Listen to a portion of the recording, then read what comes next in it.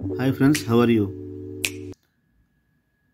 మనం జనరల్గా ఏమని థింక్ చేస్తామంటే రిచ్ ఫ్యామిలీలో పుట్టిన పిల్లలు పేరెంట్స్ బాగా చూసుకుంటారని అండ్ బాగా సపోర్ట్ చేస్తారని వాళ్ళని.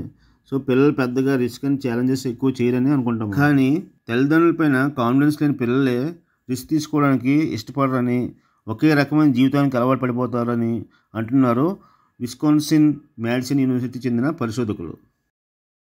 విన్సెంట్ మ్యాడిసన్ యూనివర్సిటీ వాళ్ళు 10 నుంచి 13 ఏళ్ల వయసు ఉన్న 150 మంది పిల్లల్ని ఎంపిక చేశారు.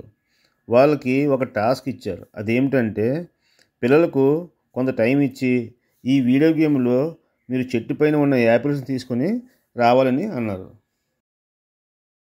అయితే కొంతమంది పిల్లలు ముందుగా తాము ఎంచుకున్న చెట్ల నుంచి యాపిల్స్ కట్ చేశారు. ఆ చెట్లకు అంత ఎక్కువగా యాపిల్స్ లేకపోయినా వేరే చెట్ల దగ్గరకు వెళ్ళడానికి సాహసించలేదు. మరికొంతమంది పిల్లలు మాత్రం తోట లోపలికి వెళ్ళి ఏ చెట్టుకి ఎక్కువ యాపిల్స్ ఉన్నాయో అక్కడ ఆగి వాటిని తెంపి ఎక్కువ పాయింట్స్ తెచ్చుకున్నారు. యూనివర్సిటీ R&D టీము ఎక్కువ పాయింట్లు అండ్ తక్కువ పాయింట్లు వచ్చిన పిల్లలను రకరకాలుగా ప్రశ్నించారు.